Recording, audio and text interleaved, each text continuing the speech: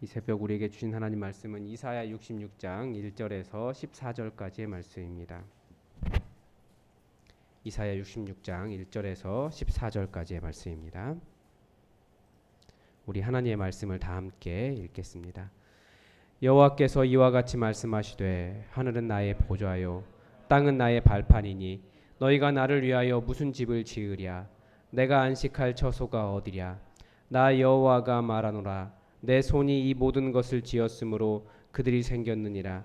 무릇 마음이 가난하고 심령에 통회하며 내 말을 듣고 떠는 자 그 사람은 내가 돌보려니와 소를 잡아 드리는 것은 살인함과 다름이 없이 하고 어린 양으로 제사 드리는 것은 개의 목을 꺾음과 다름이 없이 하며 드리는 예물은 돼지의 피와 다름이 없이 하고 분향하는 것은 우상을 찬송함과 다름이 없이 행하는 그들은 자기의 길을 택하며 그들의 마음은 가증한 것을 기뻐한즉 나 또한 유혹을 그들에게 택하여 주며 그들이 무서워하는 것을 그들에게 임하게 하리니 이는 내가 불러도 대답하는 자가 없으며 내가 말하여도 그들이 듣지 않고 오직 나의 목전에서 악을 행하며 내가 기뻐하지 아니하는 것을 택하였음이라 하시니라. 여호와의 말씀으로 말미암아 떠는 자들아 그의 말씀을 들을지어다. 이르시되 너희 형제가 너희를 미워하며 내 이름으로 말미암아 너희를 쫓아내며 이르기를 여호와께서는 영광을 나타내사 너희 기쁨을 우리에게 보이시기를 원하노라 하였으나 그들은 수치를 당하리라 하셨느니라. 떠드는 소리가 성읍에서부터 들려오며 목소리가 성전에서부터 들리니 이는 여호와께서 그의 원수에게 보응하시는 목소리로다. 시온은 진통을 하기 전에 해산하며 고통을 당하기 전에 나말을 낳았으니 이러한 일을 들은 자가 누구이며 이러한 일을 본 자가 누구이냐. 나라가 어찌 하루에 생기겠으며 민족이 어찌 한순간에 태어나겠느냐. 그러나 시온은 진통하는 즉시 그 아들을 순산하였도다. 여호와께서 이르시되 내가 아이를 갖도록 하였은즉 해산하게 하지 아니하겠느냐. 내 하나님이 이르시되 나는 해산하게 하는 이인즉 어찌 태를 닫겠느냐 하시니라. 예루살렘을 사랑하는 자들이여 다 그 성읍과 함께 기뻐하라. 다 그 성읍과 함께 즐거워하라. 그 성을 위하여 슬퍼하는 자들이여 다 그 성의 기쁨으로 말미암아 그 성과 함께 기뻐하라. 너희가 젖을 빠는 것 같이 그 위로하는 품에서 만족하겠고 젖을 넉넉히 빤 것 같이 그 영광의 풍성함으로 말미암아 즐거워하리라. 여호와께서 이와 같이 말씀하시되 보라 내가 그에게 평강을 강같이 그에게 문 나라의 영광을 넘치는 시내같이 주리니 너희가 그 성읍에 젖을 빨 것이며 너희가 옆에 안기며 그 무릎에서 놓을 것이라. 어머니가 자식을 위로함 같이 내가 너희를 위로할 것인즉 너희가 예루살렘에서 위로를 받으리니 너희가 이를 보고 마음이 기뻐서 너희 뼈가 연한 풀의 무성함 같으리라. 여호와의 손은 그의 종들에게 나타나겠고 그의 진노는 그의 원수에게 더하리라. 아멘. 예. 이제 제3 이사야까지 66장 이제 얼마 남지 않았는데요. 이 어떤 성전 중심성과 하나님께서 찾으시는 중심 이것을 볼 수 있습니다. 사실 성전 중심으로만 이야기하고 싶었을 것 같습니다. 그런데 성전만 강조하는 것이 하나님을 찾는 것이 아닌 일이 발생하더라는 겁니다. 그게 뭐냐면 하나님께서 찾으시는 심령이 무엇이냐, 정말 하나님께 찾으시는 사람이 누구시냐에 대한 이야기가 나옵니다. 그러니까 2절에서 이 마음이 가난하고 심령이 통회하며 내 말을 듣고 떠는 자, 이 사람을 하나님이 찾으시는데 반면에 이 보이는 건물과 제사 의식에만 집중하는 자들이 있다라는 거죠. 지금도 중동 지방에서는 이런 전통적인 제사를 드리는 사람들이 있는데 이 제사 의식에만 집중하다 보니까 사람이 아니고 짐승을 죽이는 일에 어떤 마음의 가책이 없다라는 겁니다. 왜냐하면 짐승이 제사를 위해 당연히 죽어야 된다고 생각하는데 그 짐승이 죽는 이유는 하나님께서 슬퍼하시는데 내 죄 때문에 대신 죽는 거거든요. 그러니까 거기에 대한 아픔이 없다면, 내 대신에 대신 죽는 이 짐승에 대한 아픔이 없다면 그것은 하나님의 마음이 아니라고, 그렇게 그것은 옳은 것이 되지 못한다라고 가르쳐 주고 있습니다. 그래서 오히려 더 잔인한 사람이 되죠. 생명을 함부로 꺾는 사람이 되니까. 근데 그것은 옳지 않다. 그러면서 하나님은 누구를 찾으시냐? 마음이 가난하고 심령에 통회하며 내 말을 듣고 떠는 자. 그 사람을 찾으신다라고 하는 것을 보여주고, 또 하나 이 성전의 문제가 나중에 성전이 세워지고 난 다음에 성전을 두고 어떤 갈등이 빚어집니다. 뭐 계속해서 그 갈등은 나타나는데 갈등을 어떻게 해결할 것인가의 문제입니다. 그러니까 성전의 건물을 차지하려고 하는 사람, 그러니까 성전에서 나오는 어떤 이권이나 이런 것에 관심을 가지고 성전의 건물을 차지하려는 사람과 정통 그 제사장이라고 할까요? 이 사람들의 어떤 갈등이 빚어집니다. 그러니까 성전에 보니까 돈이 돼요. 이스라엘에 먹고 살 것이 그렇게 많지 않았던 것 같습니다. 그러니까 성전이 돈이 되니까 성전 제사장직을 차지하려고 하는 사람들과 정통적으로 레위 족속이었고 제사장 가문이었기 때문에 성전을 지키려고 하는 가문, 제사장 가문과 어떤 갈등이 계속 이스라엘 사이에 제2성전 시대에 일어났고, 나중에는 정통 제사장 가문이 쫓겨납니다. 그런 일들을 보면서 갈등을 어떻게 해결할 것인가. 그래서 그 쫓겨난 사람들이 가장 많이 필사한 성경이 이사야서거든요. 메시아가 올 것을 기다리고, 그리고 하나님께 찾으시는 심령이 누구인가를 마음에 생각하면서 결국은 우리가 하나님의 임재를 통해서 진정한 희망을 가질 수 있다라고 하는 희망을 가진 것이 오늘 본문에 이제 드러납니다. 먼저 이 성전 중심이라고 하는 것을 보여주는 것이 1절에서도 여호와의 집을 이야기하고 6절에서도 여호와의 성전을 이야기합니다. 여호와의 집과 여호와의 성전이라고 하는 표현이 약간은 좀 다른데요. 여호와의 집, 근데 둘 다 성전을 이야기하는 겁니다. 그러니까 1절과 6절을 전부 여호와의 집으로 감싸고 있는 거예요. 이게 그 히브리 성경을 이 사람들은 다 외워야 했기 때문에 성경을 외우는 어떤 방식입니다. 그래서 이렇게 보면서 성경을 외우고 있는 겁니다. 그러니까 여호와의 집으로 감싸고 있고 2절과 5절에 말씀에 떠는 자, 하나님의 말씀에 떠는 자가 나오고 3절 4절에 그 중간에 여호와의 대적을 향한 심판이 나옵니다. 그러니까 여호와의 집을 지켜야 되는데 그 사람은 하나님의 말씀에 떠는 자다라는 것이고, 그렇지 않은 사람들에게는 여호와의 대적을 향한 심판이 있을 것이다라고 말해주는 것이 본문입니다.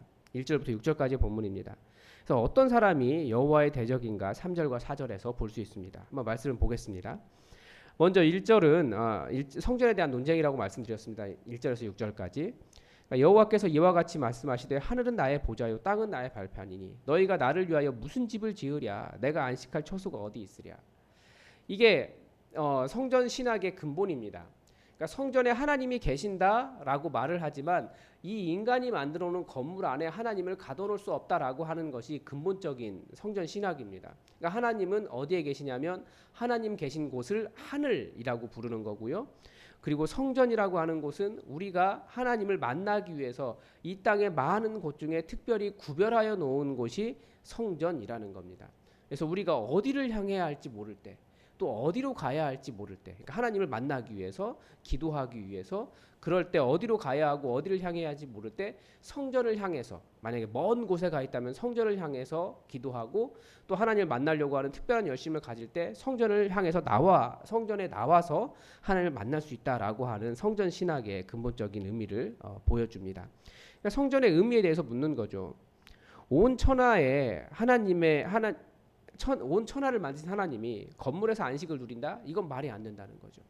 그러나 이방 우상들은 우상을 만들어 놓고 그 신전에 딱 안치함으로써 이 신전에서 안식을 누린다. 이렇게 이야기하니까 완전히 다른 그런 개념을 가지고 있습니다. 사실 이 땅의 어느 곳도 그 크신 하나님을 다 감당할 수 없습니다. 물론 하나님은 영이시기 때문에 우리가 물리적인 공간으로 말하는 것도 말이 되지 않습니다. 하나님은 온 천하 모든 사람 가운데 함께 계시지만 특별히 교회라고 하는 곳, 하나님의 이름을 두신 그곳에 더 집중하고 또 그곳에 나와서 하나님을 찾는 자들, 그 마음 자체가 하나님을 찾는 것이기 때문에 더 그들의 기도를 들으신다라고 하는 것이 성전 신학이죠. 그리고 2절에서 하나님의 찾는 사람은 누구냐? 무릇 마음이 가난하고 심령에 통회하며 또 내 말을 듣고 떠는 자 그 사람을 내가 돌보려니와. 그러니까 인간이 하나님을 위해서 무엇을 해드리는 것이 아니라 하나님께서 그 사람을 돌보신다는 건데요. 근데 어떤 사람을 돌보십니까? 정말 겸손한 사람 돌보신다는 거예요. 하나님을 간절히 찾는 사람을 돌보신다는 거예요. 그래서 항상 교회가 부흥할 때 교회의 기도가 바뀝니다. 어떻게 바뀝니까? 정말 겸손함을 구하는 기도. 마음을 떨면서 하나님께 겸손함을 구하고 자기가 겸손하게 낮아진 사람들, 가난하고 그런 심령이 가난한 그런 사람들을 찾으시는 그런 일들을 알기 때문에 그런 기도가 늘어날 때 교회가 부흥이 일어나고, 그리고 하나님을 갈망하는 겁니다. 내가 어떤 외적인 모습으로 하나님을 찾는 것이 아니라 하나님을 향한 갈망이 강해져요. 하나님을 만나고자 하는 하나님의 임재를 향한 그 갈망이 강해질 때 교회가 부흥하는 현상들을 또 우리가 볼 수 있습니다. 하나님께서 그런 사람들을 돌봐주시는 겁니다. 그래서 우리가 더 가난한 심령으로 겸손하게 하나님의 임재를 구하는 그런 마음이 되어야겠습니다. 그리고 이제 3절이 나오는데, 하나님을 향한 열심이 오히려 죄가 되어버리는 율법주의의 문제를 가르쳐주고 있습니다. 신약성경은 계속해서 율법주의를 지적을 하고 있는데 율법주의를 죄라고 이야기해요. 왜냐하면 예수 그리스도의 공로를 가로채는 것이기 때문에 그렇습니다. 그래서 소를 잡아 드리는 것은 살인하는 것과 똑같다. 그러니까 하나님을 향한 갈망 없이, 하나님의 임재에 대한 갈망 없이 그냥 살인하는 그 생명을 꺾는 거기 때문에 그렇습니다. 하나님은 모든 생명을 다 귀하게 여기시거든요. 근데 인간의 생명을 꺾을 수 없기 때문에 대신해서 소나 양이나 그런 그 생명을 대신 꺾게 하신 건데, 그러니까 하나님께서 그 생명 꺾어지는 것도 아파하시는 거예요. 그런데 그런 것에 대한 어떤 그 개념 없이, 어떤 그 마음 없이 그냥 무조건 생명을 이렇게 꺾었기 때문에 내가 죄를 용서받았다라고 말하는 건 살인하는 거나 똑같다. 그냥 드릴 수 없는 제물을 드린 것과 똑같다.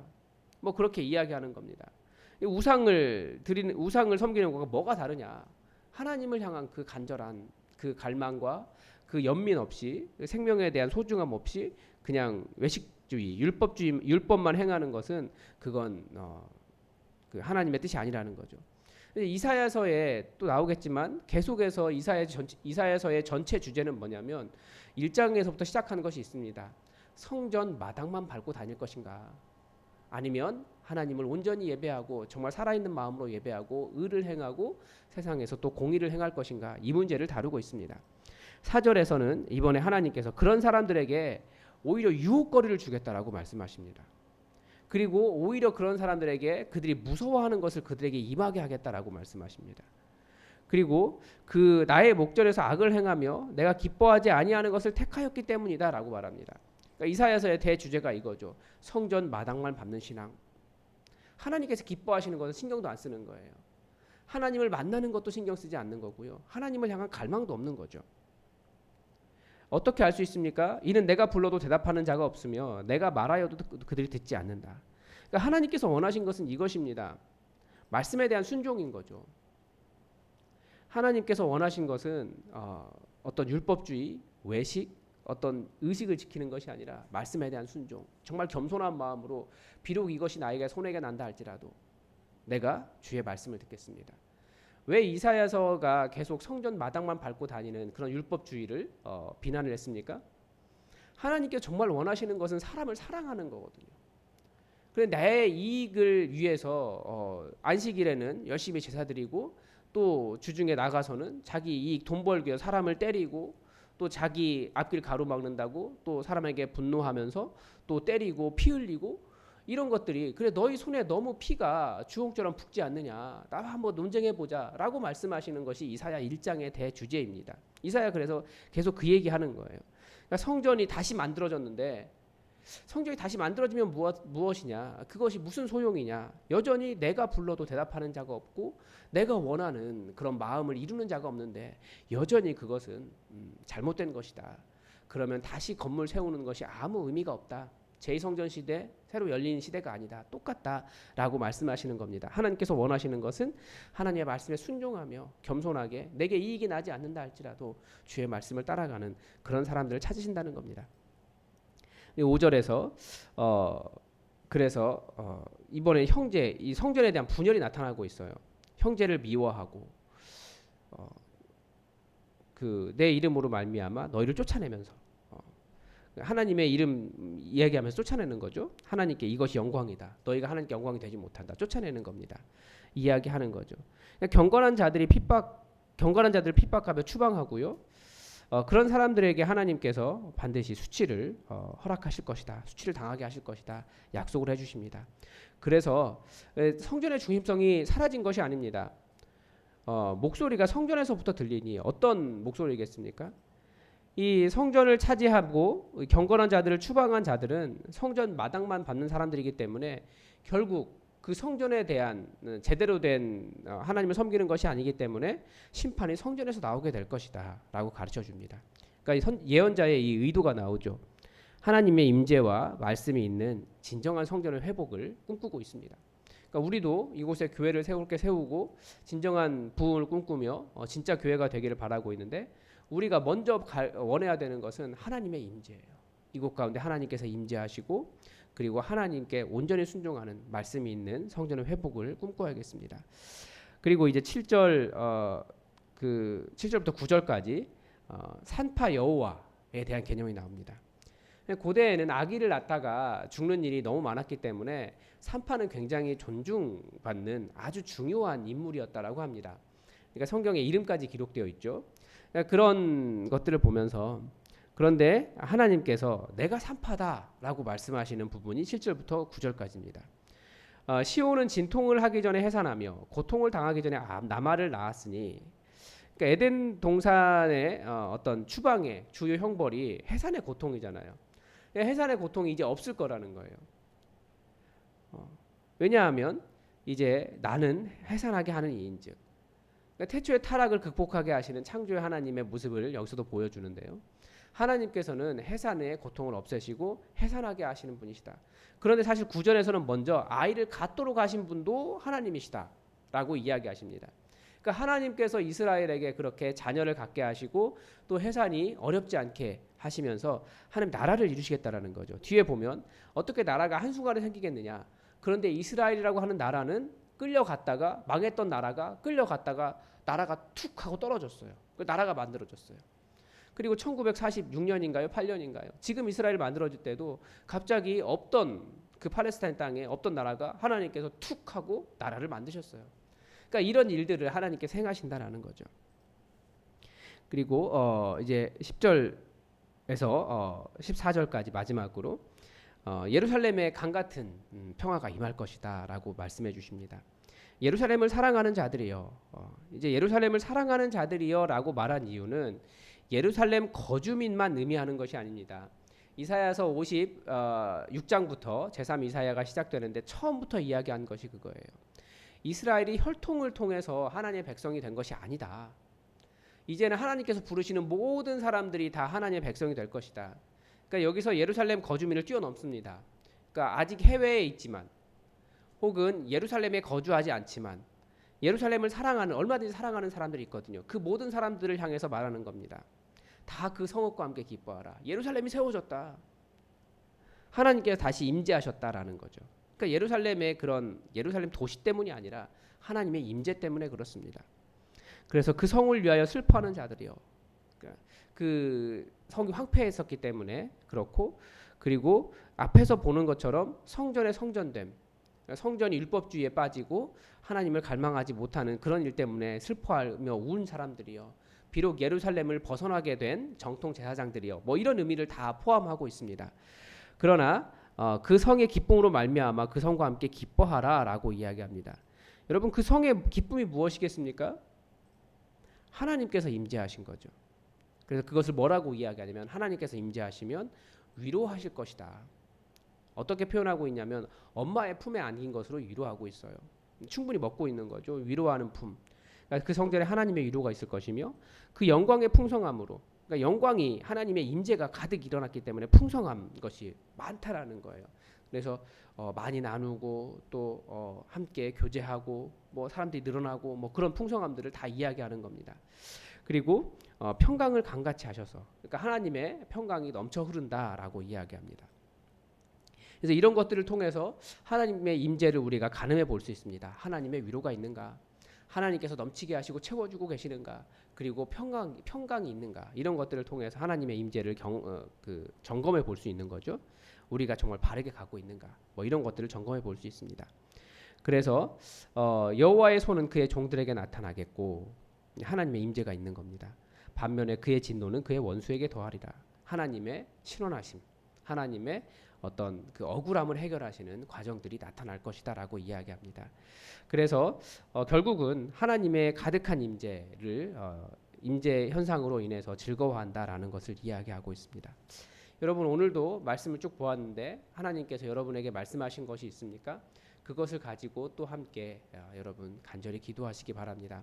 하나님의 위로와 하나님의 평강과 하나님의 풍성하게 하시는 영광을 풍성하게 하시는 것이 여러분의 삶에 가득하기를 원하고, 하나님께서 분명히 그의 종들에게 여호와의 손이, 그러니까 여호와의 능력이 그의 종들에게 나타나겠다라고 말씀하고 있는데, 여러분이 그렇게 하나님의 권능을 경험하는 종들이 되시길 바랍니다. 다 함께 또 여러분의 기도 제목 가지고 함께 기도하겠습니다.